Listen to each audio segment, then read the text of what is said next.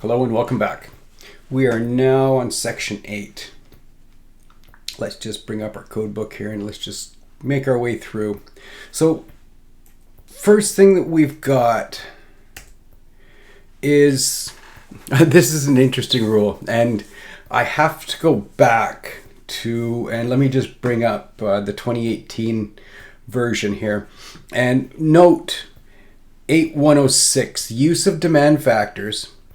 And in it states, where interlocks are installed to prevent simultaneous operation of electric space heating and air conditioning loads, whichever is the greater load shall be used in calculating the demand. So they've added the word interlocks. So we've always kind of looked for the word interlocks. We've always kind of expected it to be either mechanically or electrically interlocked. But I guess there was, to solidify it, it's now written in the code book.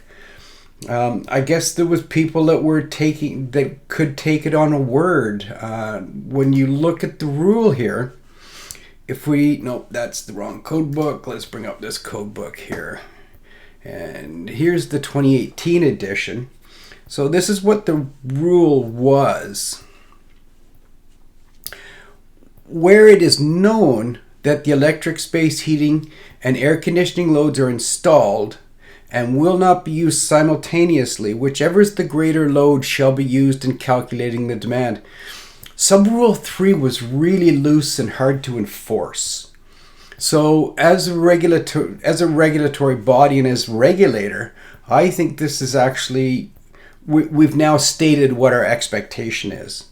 So this is a good rule. And in my years of being a regulator or as an electrician or as a just involved in the industry, I've never seen anybody come forward and say, "Yeah, we will not run our air conditioner when the baseboard heat's on." Never has anybody said that to me. And so now it is, you have to have an actual interlock, which is a good thing. So it's more clarity and it's solidifying a rule. There used to be the old, I'm just going to bring up the old code book here because this rule was a very old rule as well. It's going back to when panel boards were first, some of you may remember the old, I'm going to say the old Federal Pioneer panels where you could only put 2-pole breakers in specific spots. Nowadays, you can put a 2-pole breaker across any 240. I'm going to use a 120 240 volt panel as an example. You can cross and have 240 volts, no problem at all. In some of the older panels, you could not. You only had a few designated spaces for a 240 volt. So the old rule really lent itself towards that. Now it is very cut and dry. And it's stated very well.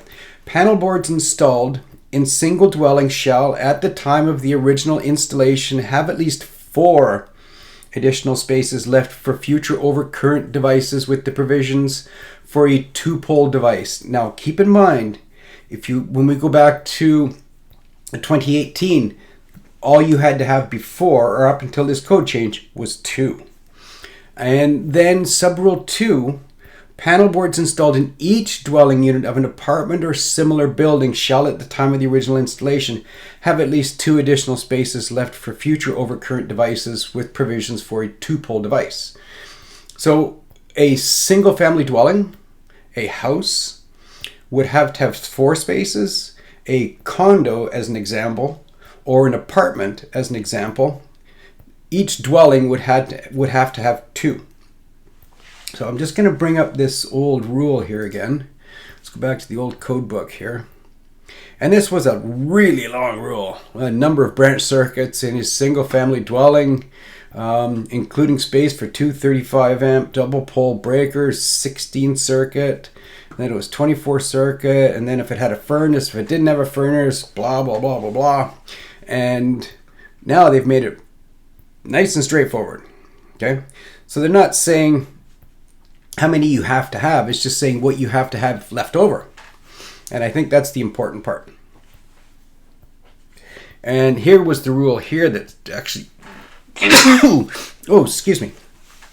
Notwithstanding sub-rule 1, sufficient spaces for overcurrent devices shall be provided in a panel board for two 35 amp double pole overcurrent devices and for all overcurrent devices, and at least 2 additional spaces shall be left over for future overcurrent devices. So keep that in mind.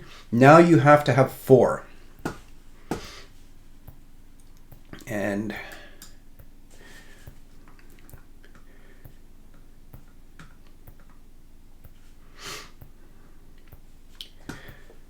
that big long rule has turned into this.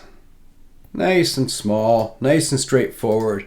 But if I was you, I would highlight 4 additional spaces left. Okay? And in a condo or an apartment, 2 additional spaces left. 2 completely different things. So don't get them mixed up. All right, so let's go back to the presentation here now. Oh, and so this is just a note here. The intent of this rule is to ensure that at the time of original installation, panel boards and dwelling units are provided with additional space to add overcurrent devices for future growth. When a panel board is suitable for installation for both full-size and half-size overcurrent devices, the provision for additional overcurrent devices should be based on the total number of positions available on the panel board as identified on the nameplate of the manufacturer's instructions.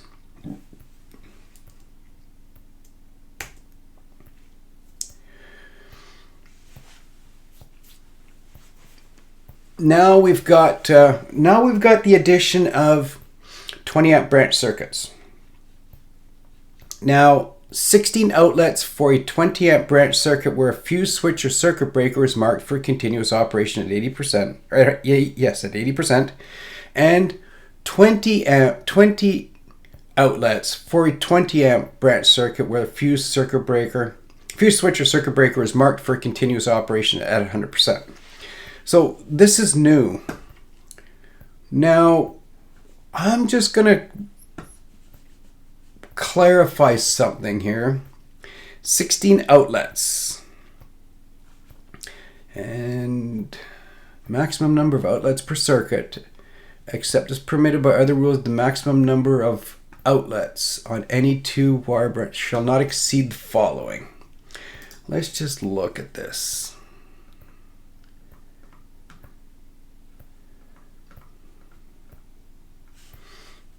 I just want to flash back here for a second.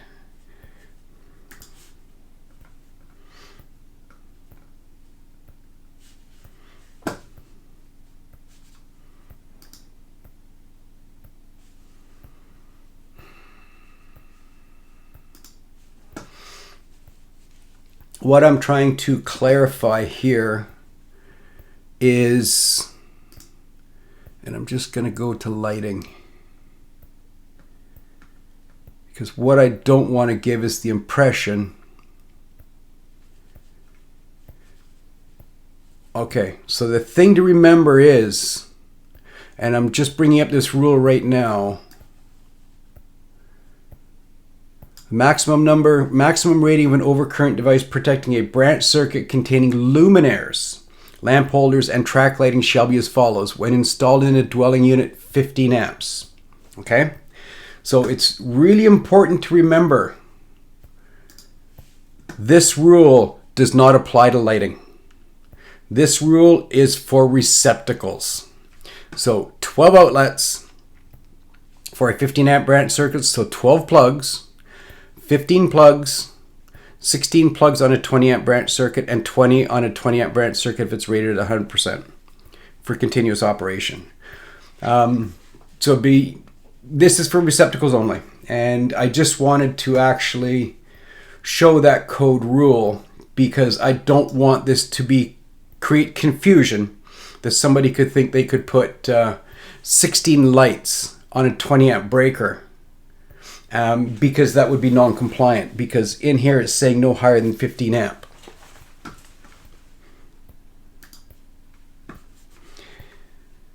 Okay, now let's move along here. now we've also got a little bit more clarification. Maximum number of outlets per circuit.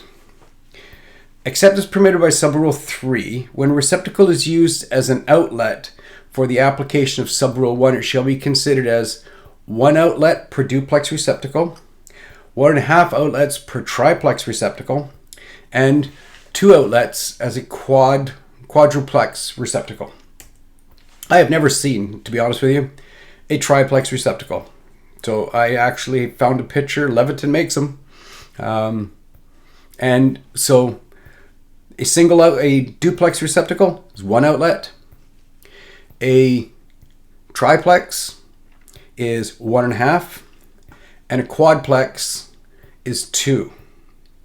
Now, keep in mind that a single receptacle is not half. Okay, so you could not go to an existing circuit and put in and replace 2 duplex receptacles and put in single receptacles and then have space for one more. Okay, the receptacles added into dwelling units must be duplex receptacles unless it's for a sump pump.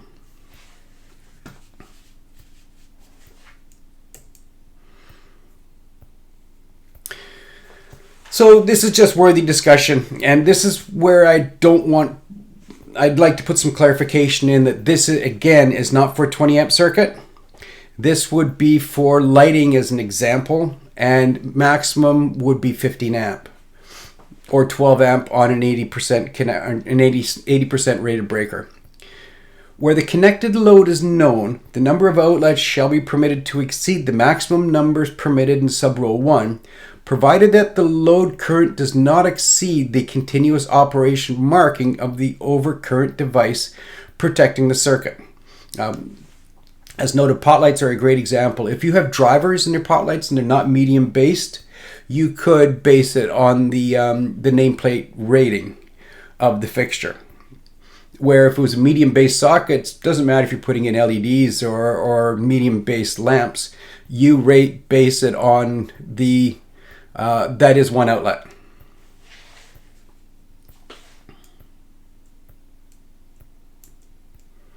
And that's it for the end of section 6. And again, if you have any questions or comments, feel free to send me an email or send me a text, or please do. I look forward to feedback. I look forward to comments about this presentation.